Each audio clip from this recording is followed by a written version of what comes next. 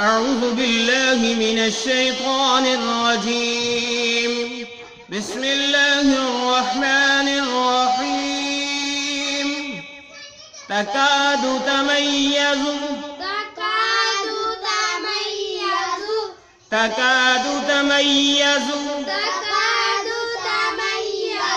من الغيظ. جب وقف کریں گے تو اس طرح پڑھیں گے من الغیظ کلما القی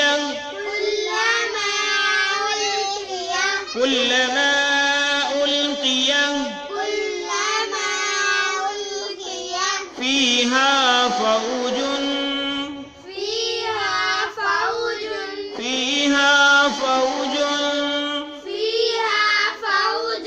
سألهم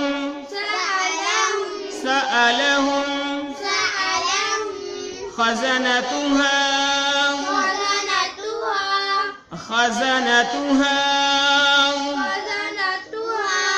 ألم يأتكم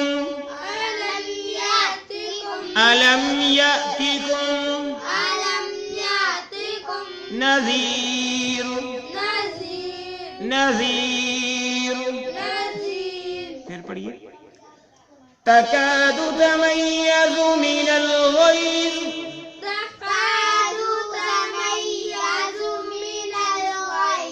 كلما ألقي فيها فوج سألهم خزنتها ألم يأتكم نذير.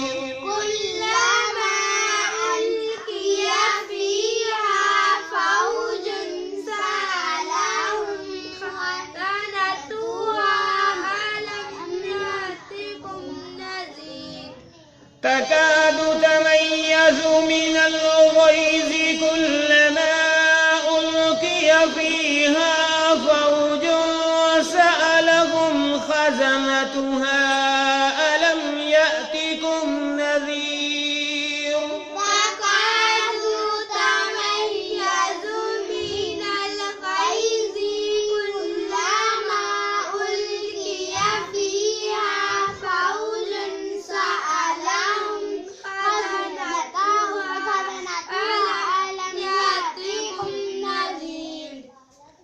قالوا بلى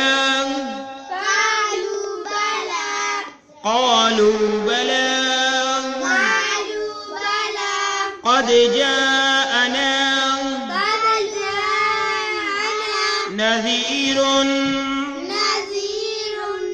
جاءنا نذير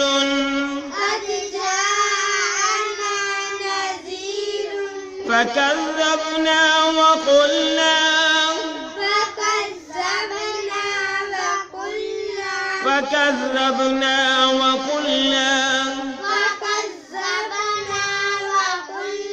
ما نزل الله من شيء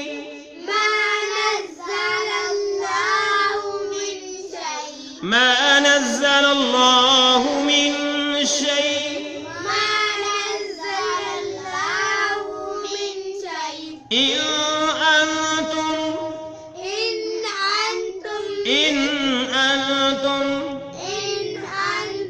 إلا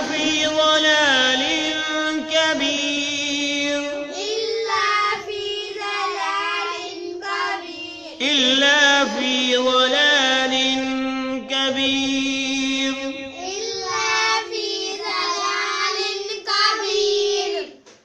قالوا بلى قد جاءنا نذير فكذبنا وقلنا ما نزل الله من شيء. فكذبنا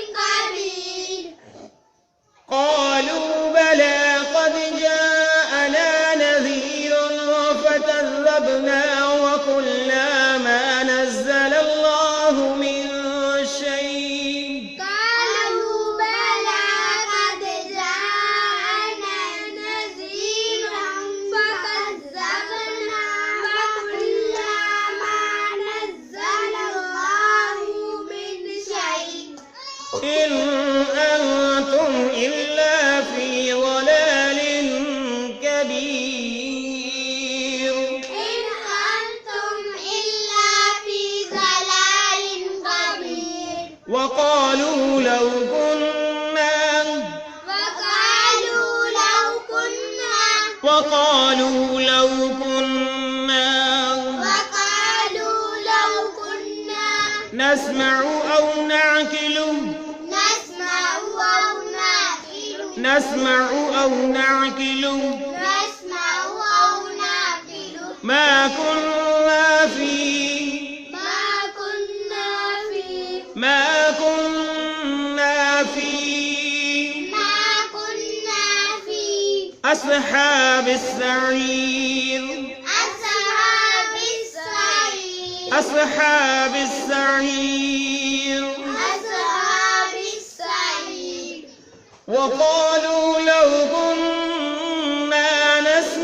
أو نعقل ما كنا في أصحاب السعير